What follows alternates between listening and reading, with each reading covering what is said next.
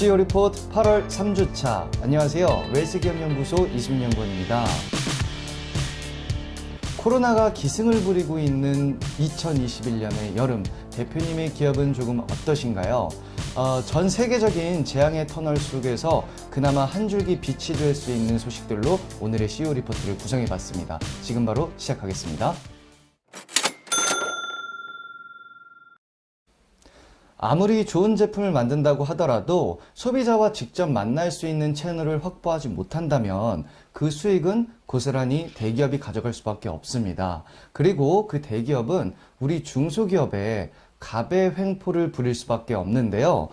좋은 제품을 만드는 중소기업을 위한 희소식 지금 바로 알려드리겠습니다. 제조업에 해당하는 중소기업이라면, 그리고 소비자들과 직접 만날 수 있는 유통 채널이 부족한 중소기업이라면 8월 25일 오후 6시까지 화면에 나오는 주소를 통해서 이메일을 보내시면 좋은 기회를 받으실 수가 있습니다. 바로 홈앤쇼핑에서 판매할 수 있는 기회를 얻을 수가 있는 건데요. 이메일로 보낸 서류가 잘 통과만 된다면 올해 하반기와 내년 상반기 중 1회에 한해서 50분간 상품을 판매할 수 있는 기회를 얻으실 수가 있습니다. 다만 성인용품, 주류 등 홈쇼핑에서 판매가 불가하다거나 방송 중에 시연이 불가능한 상품은 아무래도 어렵겠죠. 이뿐만이 아니라 상품 포장에 표기된 문구나 성분이 일치하지 않는다거나 입증하기가 어렵거나 부피가 지나치게 커지거나 상품 보관상에 문제가 있는 등 이런 여러 가지 문제가 없다면 얼마든지 신청이 가능하십니다. 다만 제품의 판매 가격은 39,900원 이상이어야 하고요. 전국의 주문을 감안해서 상품의 재고를 충분하게 보유하고 있어야 합니다. 8월 25일 오후 6시에 신청이 마감이니까요. 이번 기회를 꼭 잡으셨으면 좋겠습니다.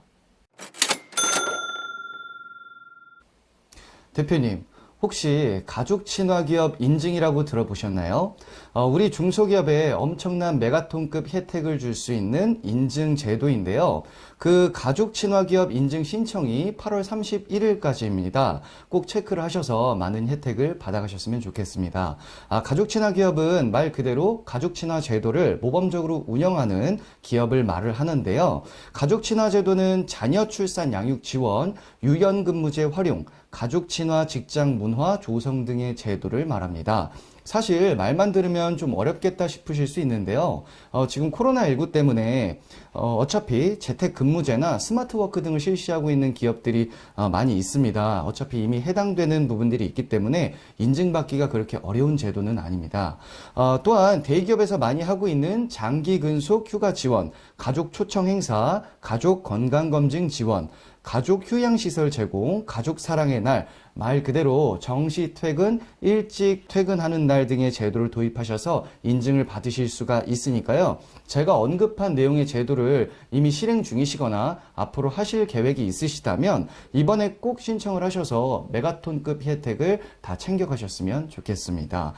가족 친화 인증 기업으로 선정이 되면 혜택들이 너무 많아서 다 설명드리기가 조금 어려운데요. 보증기관, 금융기관 등의 자금 조달 우대 혜택과 출입국 우대카드 발급 등의 혜택, 그리고 지자체에서 제공하는 혜택 등 총 229가지의 지원책을 수혜받으실 수가 있으니까요. 이번에 꼭 신청하시길 바라겠습니다. 신청은 검색창에서 가족 친화 기업을 검색하시거나 자막에 나오는 홈페이지에 접속을 하시면 해당 사이트에서 가족 친화 인증 신청서를 다운받아서 작성하시고 업로드하시면 되겠습니다. 필요 서류는 사업자 등록증과 중소기업 확인서 등이 있으니까요. 꼭 체크하시길 바라겠습니다. 지난 7월 29일 국세청에서는 말도 많고 탈도 많았던 3기 신도시 및 개발지역 부동산 탈세 특별조사 중간 결과를 발표했습니다. 이에 대해서 웰스기업연구소 정의 소장님을 모시고 이에 대한 대응 전략과 내용에 대해서 알아보도록 하겠습니다. 안녕하세요. 웰스기업연구소 정의 소장입니다. 네, 지난 7월 19일 국세청에서는 개발지역 부동산 탈세 특별조사단이 374명의 이상한 거래를 하신 분들을 이제 잡아서 3차 세무조사에 착수했다는 보도자료를 냈습니다. 근데 저는 이렇게 생각을 했었거든요. 물론 3기 신도시 예정지구에 대해서 사전 정보가 유출이 돼서 아니면 택지 개발 지역의 사전 정보가 유출이 돼서 이걸 통해서 부당이득을 거뒀고 그런 이런 부당이득을 거둔 그 자체에 대해서 점검을 하고 조사를 할 줄 알았는데 의외로 뜻하지 않게 다른 다양한 부분에서 조사까지 광범위하게 이루어졌습니다. 이른바 증여에 대한 부분인데요. 아무래도 이런 내용들을 보게 되면 많은 대표님들이 이런 생각하실 겁니다. 이게 나랑 무슨 상관이 있어? 상관이 있습니다.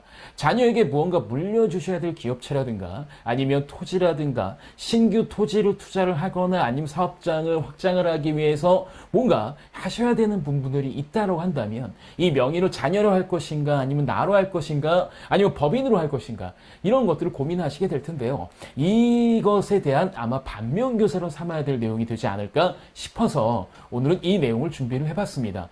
자, 첫 번째 이제 적발 사례가요. 취득자금을 편법으로 증여를 하거나 관련 사업체 소득을 누락을 했던 경우입니다. 그러니까 보통 많이 하는 게 이런 거죠. 일단 본인이 갖고 있는 부동산을 매각을 합니다. 그리고 그 자금이 들어오게 되면 그 자금을 가족들에게 이제 편법으로 이제 주는 거죠. 현금화 시켜서 돈을 준다거나. 근데 중요한 건 그 자녀들이 혹은 배우자, 가족들이 이분들이 이제 독자적인 계산으로 신규 부동산을 취득할 수 있는 자금 출처가 형성이 되어 있냐 안 되어 있냐가 더 중요한 겁니다. 그래서 실제로 돈을 걸리지 않게 돈을 줬다고 하더라도 그리고 새로운 부동산을 살 때 내 지분을 조금 넣고 자녀 지분 가족으로 같이 넣어서 같이 공동사업자로 했다고 하더라도 실제로 이 다른 가족들이 이 공동사업자로서 투자할 수 있는 금액들이 어떻게 형성되었는지를 보고 있기 때문에 사실은 좀 이거는 바람직하지 않죠. 그래서 정당한 방법으로 아예 증여세를 내고 현금 증여를 하시던지 아니면 이 가족분들이 자금 출처를 마련할 수 있는 소득원을 만들어 놓던지 하는 이런 전략들이 사실 필요합니다. 그리고 많이들 하시는 방법 중에 이런 거예요. 부동산 개발을 하시거나 이런 경우 사실 개발 차익이 그러니까 이게 꾸준히 나는 게 아니라 이게 이슈가 벌어지면 많이 나는 거지 않습니까? 그러다 보니까 실제로 비용 처리할 게 없어요. 처리할 게 없다 보니 가공의 컨설팅 회사를 만들어서 뭔가 거래를 하는데 이것도 역시 또 문제가 있죠. 가공의 컨설팅 회사를 만들었다 쳐요. 그러면 그 컨설팅 회사에서는 그 법인하고만 거래가 이루어지는 거잖아요. 그 다음에 일로 돈이 들어가면 또 다시 돈이 빼서 들어오는 그 작업들이 필요할 텐데 이런 작업들도 다 노출이 되다 보니까 조심하셔야 된다는 내용과 이런 방법들은 하지 않았으면 좋겠다라는 좀 말씀드리고 싶습니다. 그 다음에 두 번째 사례가 이겁니다. 탈세한 자금 등으로 업무와 무관한 개발적 부동산을 취득한 경우인데요. 이것도 좀 진짜 저희한테 시사점이 크죠. 보통 건설사나 아니면 일반 중소기업에서 특히 건설사 같은 경우가 많은데 건설사 같은 경우에는 이제 일용직을 내가 아는 사람으로 해서 이렇게 급여를 편취하거나 이런 방법들을 쓰기도 하고 일반 중소기업 같은 경우는 우리 가족들에게 급여를 책정하고 근데 실제로 일하진 전혀 않습니다. 그 급여를 허위 급여를 만들어서 이걸로 돈을 빼거나 아니면 예를 들어서 이제 자녀라든가 가상의 법인을 또 하나 만들어 놓고 우리가 거래를 일으킬 때 이 국세청 용어는 통행세라고 합니다. 중간에 껴서 여기서 또 뭔가 챙기는 이렇게 해서 매출을 좀 돌리고 모아는 방법으로 이제 자금을 만들거나 혹은 부동산 법인에서 업무와 전혀 관련이 없는 이런 부동산을 취득하게 되는 경우 이런 경우가 사실 또 문제가 되는 것들이 있었어요. 얼마 전부터 부동산 거래를 할 때 이제 법인으로 하는 절세 때문에 하는 거래들이 있었는데 이것들을 다 막다 보니까 의외로 의도치 않게 법인 자금을 사주가 사적으로 편취해서 뭔가 돌리는 것들에 대한 검증들, 그 다음에 거기에 대한 문제시 되는 것들이 이제 생기기 시작하고 있다는 겁니다. 그럼 여기서 한 가지 말씀드릴 수 있죠.